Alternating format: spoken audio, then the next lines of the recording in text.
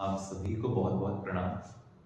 आज की वीडियो में हम पिछली वीडियो को कंटिन्यू करेंगे जो कि हमने आकाश तत्व के मूल शाश्वत सत्य के बारे में बनाई थी। यानी यूनिवर्स में जो भी शाश्वत सत्य हैं उनकी हम बात कर रहे हैं, जो जिनका प्रभाव है लेकिन जिन्हें हम देख नहीं सकते, इन आंखों के द्वारा तो बिल्कुल भी नहीं। उनसे जो मैच करती हैं जो चीजें, उनको हम देखते हैं जनरली तत्वों की फॉर्म में। लेकिन कौन से हैं मूल तत्व जो हमने पिछली बार पढ़े थे? पहला तत्व था आकाश और दूसरा था कंपन यानी वाइब्रेशन। ठीक है, तो ब्रह्मांड के मूल तत्व, ब्रह्मांड के शाश्वत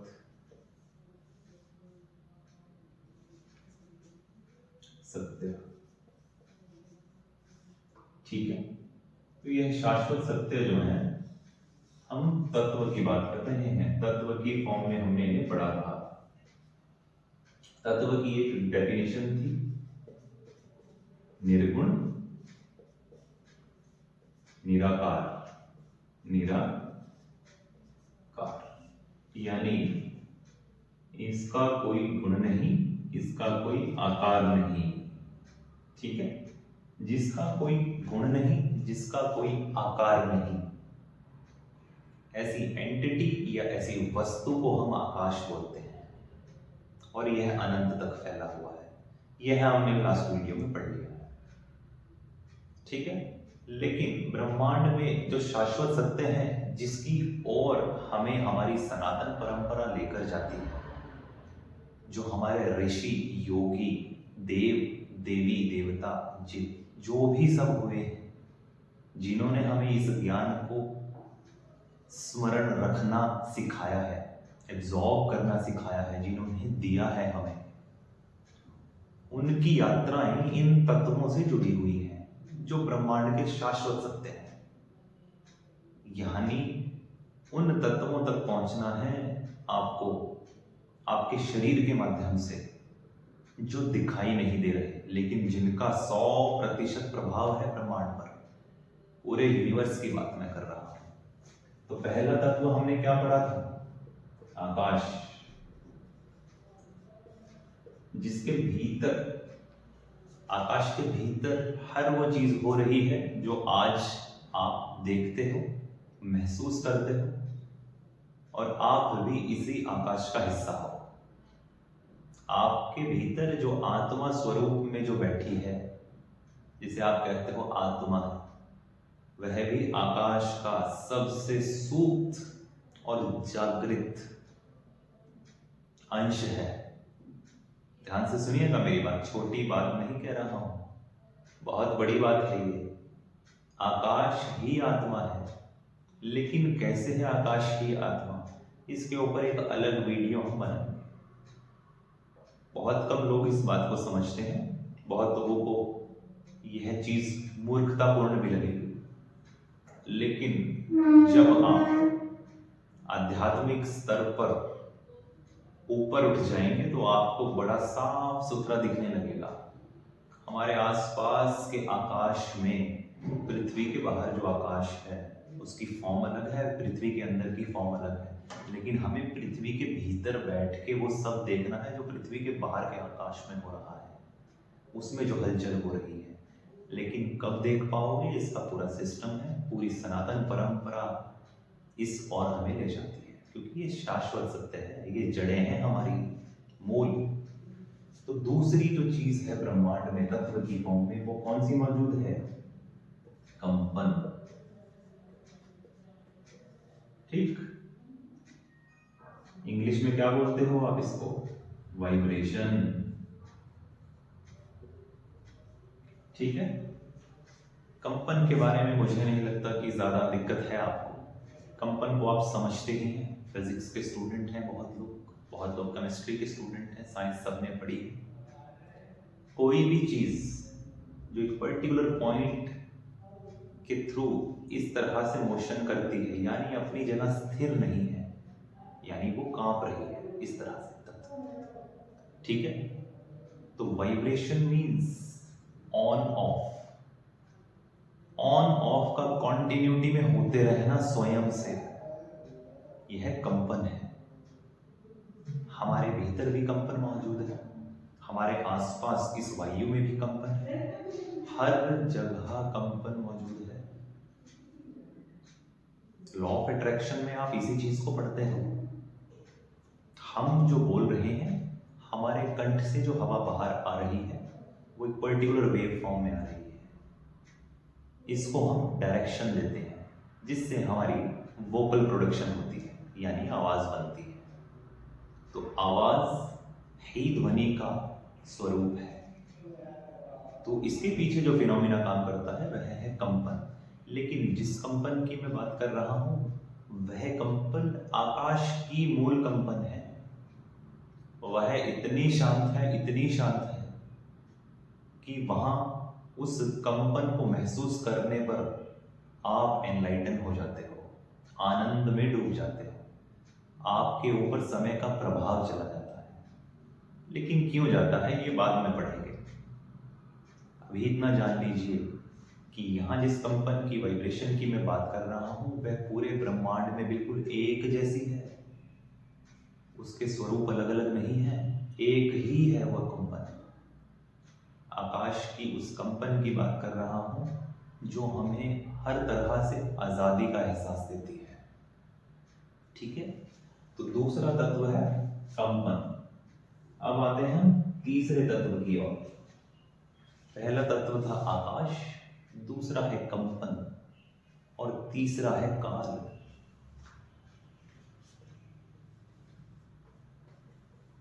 काल भी एक तत्व है जिसे हम टाइम बोलते हैं। जैसा कि आपने देखा होगा कि पृथ्वी पर तो अलग अलग हिस्सों में हमारी घड़ी वक्त बदलती है, क्योंकि घड़ी हमने अपने समझने के लिए बनाई है। कब दिन हो रहा है, कब रात हो रही है, पिछले आवर में एक पर्टिकुलर टाइम स्लॉट में क्या हुआ था, इस तरह से इसको हम समझते हैं। लेकिन जिस काल की मैं बात कर रहा हूं वह इस आकाश में, यानी जो मेरे आसपास ये आकाश आप देख रहे हैं, आपके आसपास भी यही है।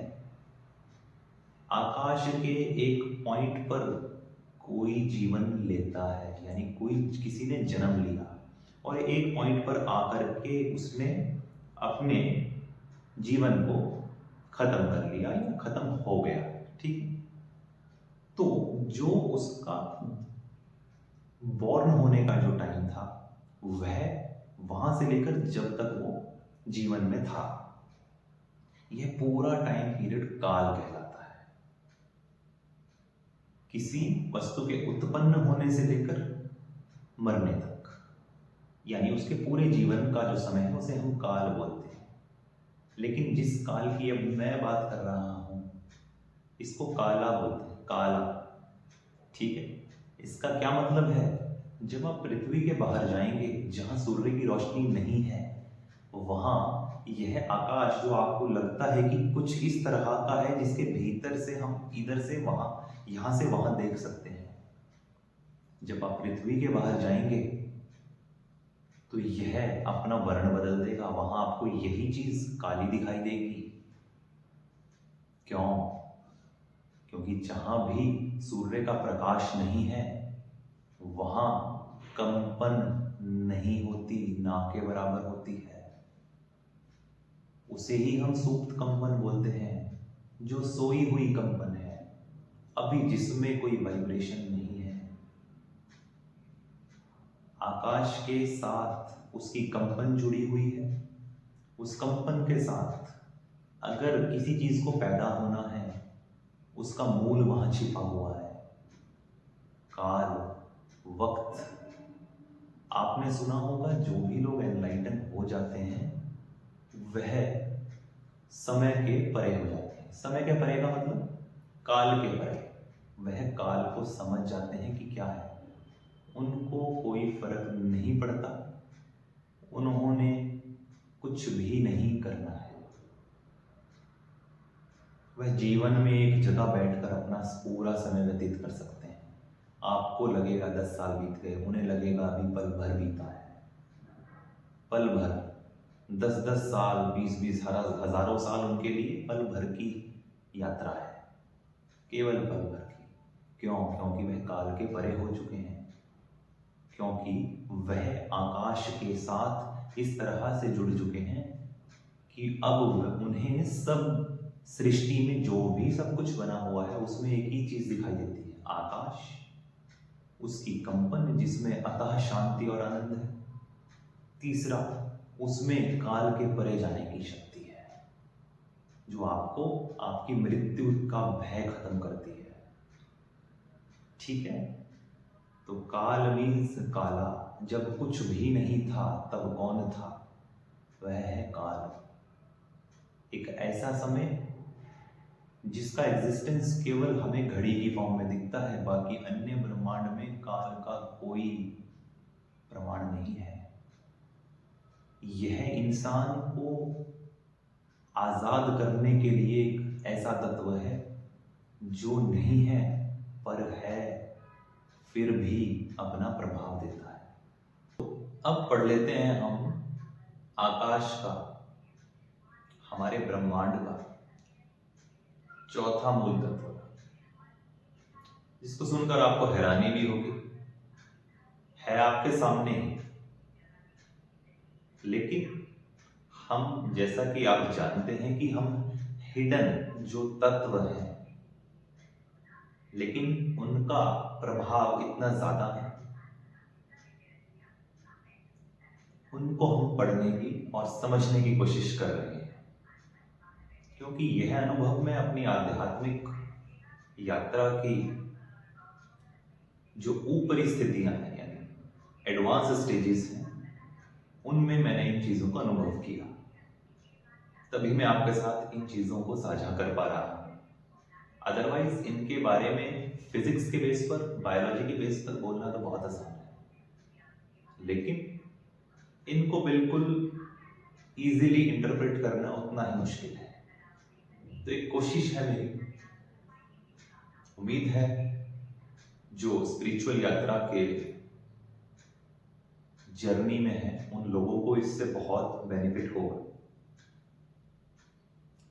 तो चौथा मूल तत्व है हमारा रोशनी।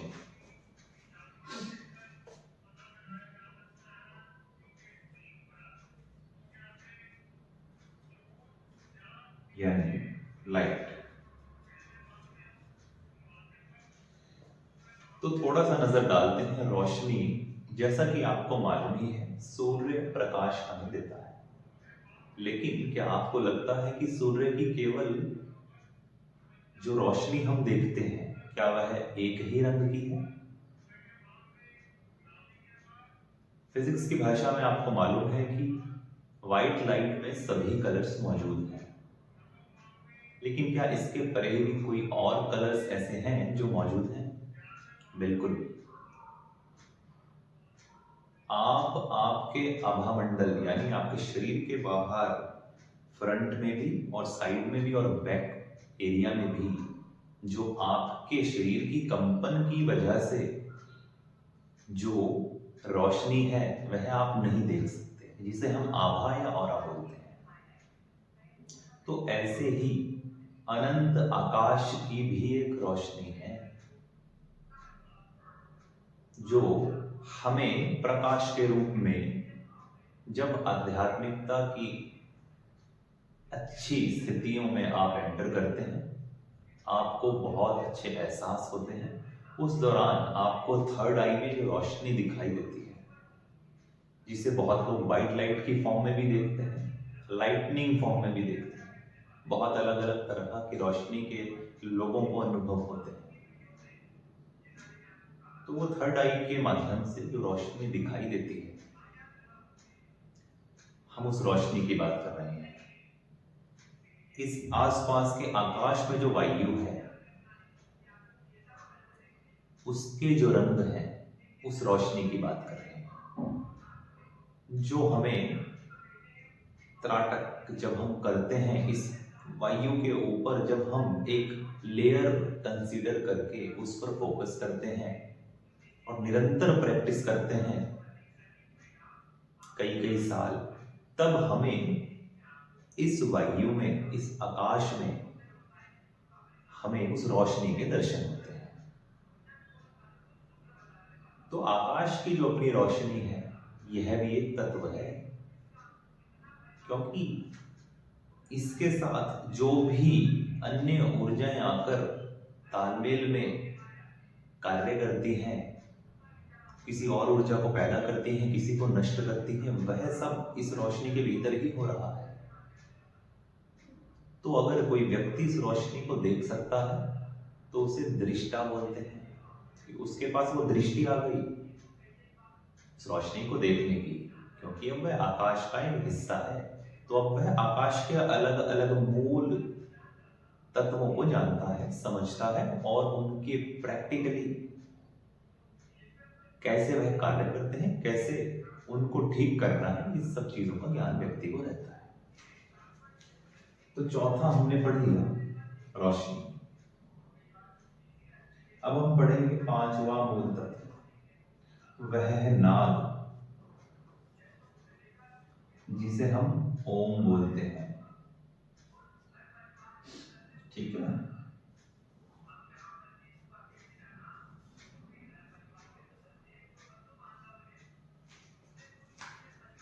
नाद ध्वनि जो है 3 अक्षरों से बनती है, आ, उ,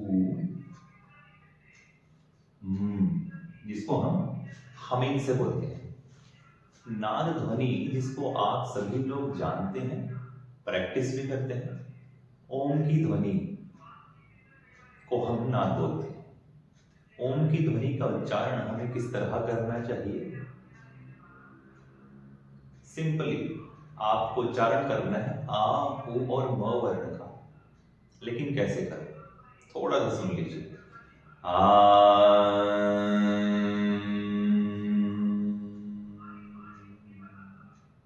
तो आपको आ शब्द स्टमक वॉइस होना चाहिए, ऊ शब्द चेस्ट और थ्रोट वॉइस में आना चाहिए, और म शब्द आपका हेड वॉइस तक जाना चाहिए। नेजल और हेड वॉइस को कवर करता है म। अगर आपको पिट्यूटरी ग्लैंड को सही में हिट करना हो तो आप अंग शब्द का उच्चारण करते हैं। उसे कैसे करना है? तो इसको आप प्रैक्टिस भी कर सकते हैं। अगर आप इसको प्रैक्टिस करेंगे तो आपको बहुत लाभ मिलेगा आपके जीवन में। एक सिस्टम से आपको बता देता हूं किस तरह से उच्चारण करना है, उसी तरह से कीजिएगा।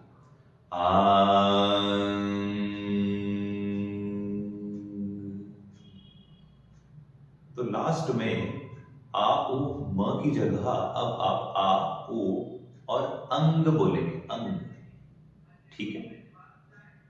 तो यहां नाद की जिस ध्वनि की मैं बात कर रहा हूं, जिन भी लोगों को नाद ध्वनि के साक्षात्कार हुए हैं ध्यान अवस्था में, वह लोग इस ध्वनि को इसी तरह से समझते हैं। बहुत लोग इसका उच्चारण गलत भी करते हैं।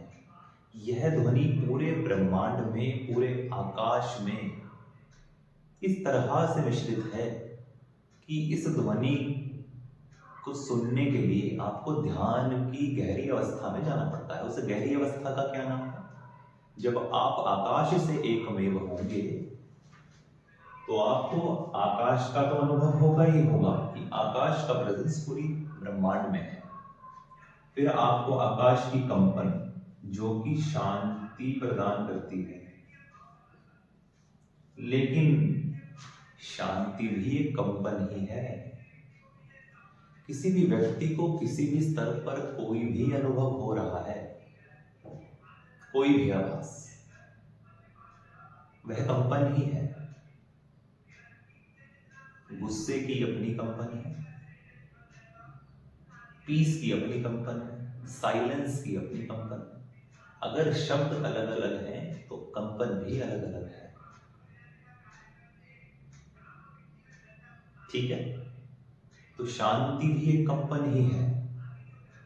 स्पिरिचुअलिटी के लिए लोग अक्सर शांति को ढूंढने आते हैं, लेकिन शांति तो उन्हें मिलती ही है, लेकिन इस शांति के साथ जब आकाश के साथ आप एक हो जाओगे तो आपको आनंद भी मिलेगा।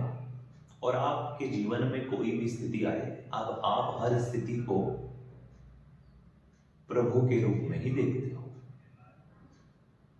आपने एक शब्द सुना होगा, भगवान। भगवान शब्द में पांचों तत्व हैं, लेकिन जिन तत्वों की हम बात कर रहे हैं, हम सबसे मूल, सबसे बड़े तत्व और सबसे ज्यादा मात्रा में जो तत्व ब्रह्मांड में अवेलेबल है वह है आकाश तत्व। आकाश से ही वायु बनती है, यानी वायु तत्व। वायु तत्व का जो सोर्स है वह आकाश है। वायु तत्व से अग्नि तत्व बनता है, अग्नि से जल, जल से पृथ्वी, पृथ्वी से फिर आकाश की निर्मित होती है। ठीक है। और इन सभी तत्वों में आकाश का अंश है पूर्णता। लेकिन इस आकाश को जब अपने प्रभाव ब्रह्मांड में अलग अलग चीजों को पैदा करने के लिए देने हैं, तो वह अपने रूप बदल देता है। यह आकाश तत्व के ही बदले हुए रूप है। आकाश ही ब्रह्मांड में सबसे बड़ा तत्व है। मेरे आसपास अगर ये आकाश ना हो तो मैं सीधा खड़ा नहीं रह सकता, ना ही मेरे पैर या मेरे घुटने बैलेंस बना पाएंगे। आकाश की वजह से ही यह बिल्डिंग खड़ी है। बिल्डिंग इस वजह से नहीं खड़ी है कि इस ईंट का आकार ऐसा है, बिल्कुल भी नहीं, इस मिथ्या में मत रहिएगा। आसपास से किसी ने रोक रखा है। जैसे मकान बनाने पर आप दरवाजे की चौखट को जब लगाते हैं तो उसको दोनों तरफ से या तीन तरफ से उसको जो है आप रस्सी से बांधते हो, जिससे कि वो सीधा खड़ा रहे। और बाकी वक्त में मिस्त्री जो है उसकी चिनाई कर देता है। तो ऐसे ही ये घर को इस आकाश ने रोक रखा है। ऐसे ही हमारी पृथ्वी है, ऐसे ही सारे जगत में प्लैनेट्स हैं अलग अलग, इन्हें आकाश ने रोक रखा है। आकाश को आप देख नहीं सकते, लेकिन इसका प्रभाव इतना प्रबल है कि ब्रह्मांड में हर जो चीज पैदा हुई है इसी आकाश में से हुई है, इसी सुप्त सोए हुए आकाश में से हुई है। तो नाद की जो ध्वनि है, यह नाद की ध्वनि भी आकाश की ही ध्वनि है। यह रोशनी जिसकी हम बात करते हैं, यह भी आकाश है। ये जो काल, समय, किसी वक्त पर पैदा होना, किसी वक्त पर नष्ट हो जाना, ठीक है, यह भी आकाश का ही एक अंश है। किस वक्त कौन पैदा होगा, कौन पैदा नहीं होगा, यह भी आकाश ही निर्धारित करता है। और आकाश ही ब्रह्मांड का प्रभु है। ब्रह्मांड में प्रभु जिसे हम बोलते हैं वह आकाश ही है। इसके ऊपर अगर आपको कोई दिखाई दे तो मुझे बता दीजिएगा, कोई दिक्कत नहीं है। आकाश में हर तरह की फ्रीक्वेंसी अवेलेबल है, हर तरह की कंपन अवेलेबल है, हर तरह की रोशनी अवेलेबल है। लेकिन हम अभी बुनियादी तौर पर रूट्स की फॉर्म में आकाश को पढ़ रहे हैं। बाकी तो बहुत कुछ आपको बहुत वीडियोस में मिल जाएगा, लेकिन यहां कंपन भी आकाश के पास ही है। ठीक है। जो काल है, जो काल वाली जो चीज है आकाश की, इसे हम फ्लो बोलते हैं। मैंने शुरू में आकाश तत्व में आपको पढ़ाया था कि आकाश का कोई फ्लो नहीं है, लेकिन आकाश के भीतर जब किसी दिशा में किसी चीज को ट्रेवल करना है या पैदा होना है या जन्म लेना है, तो वहां काल, समय का जन्म होता है। ठीक। तो यह है फ्लो, जो किसी चीज को डायरेक्शन देता है।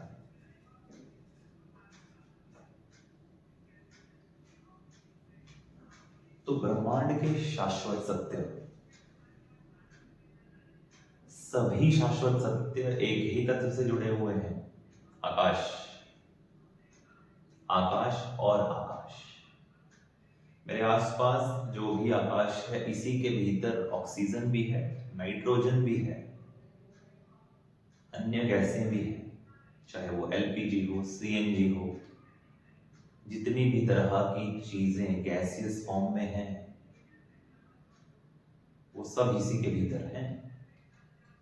ज्यों ज्यों आप इस धरती से ऊपर को बढ़ते रहोगे, यानी पृथ्वी के सरफेस से ऊपर को डिस्टेंस ट्रेवल करोगे, तो अलग अलग लेयर में अलग अलग गैसेस हैं, उनकी डेंसिटी और मापदंड के हिसाब से।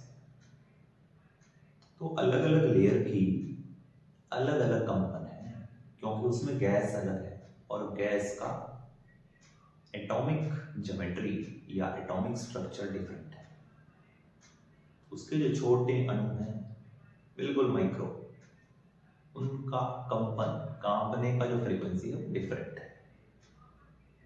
ऐसे ही अर्थ सरफेस से ऊपर को जाते हुए हर लेयर का अपना एक अलग प्रभाव है। तो हमारे शास्त्रों में इन अलग अलग लेयर्स, वो ऊपर भी हैं लेयर्स अलग अलग एनर्जी की, नीचे भी है, इन्हीं को लोक बोलते हैं। लोक,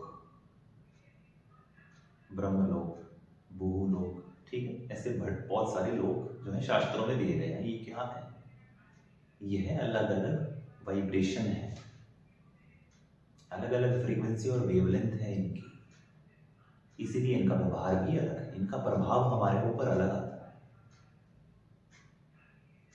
तो सबसे पहले आप किसी भी ऑकल्ट सेंसेस को पढ़ें तो आप ये पढ़ लें कि आकाश तत्व क्या है, जो पूरे ब्रह्मांड में सबसे ज्यादा मात्रा में है, जो बैलेंस को बनाए रखता है। हर व्यक्ति का जन्म इसी से हुआ है, वो मटेरियल फॉर्म हो, नॉन मटेरियल फॉर्म हो, माइक्रोकॉस्म हो, मैक्रोकॉस्म हो, कुछ भी हो, सब आकाश तत्व से ही जन्म है। यूं तो आपने पंचतत्व पढ़े होंगे, उनका यूटिलाइजेशन पढ़ा होगा कि हम अपने जीवन में उन्नति करने के लिए, सक्सेस पाने के लिए, ग्रोथ पाने के लिए कैसे तत्वों से फायदा उठा सकते हैं। वो सब पढ़ी है, कोई दिक्कत नहीं है। लेकिन एक बार जब मूल को जान लेंगे, फिर मूल को जानकर आपको यह पता चलेगा आने वाली वीडियोस में कि हमें मेडिटेशन क्यों करनी होती है। इसमें आपको बहुत कुछ क्लियर हो गया होगा और क्लैरिटी भी मिलेगी। आने वाली वीडियोस में बने रहिएगा। आप लोगों का बहुत बहुत धन्यवाद पूरी वीडियो देखने के लिए। शुक्रिया।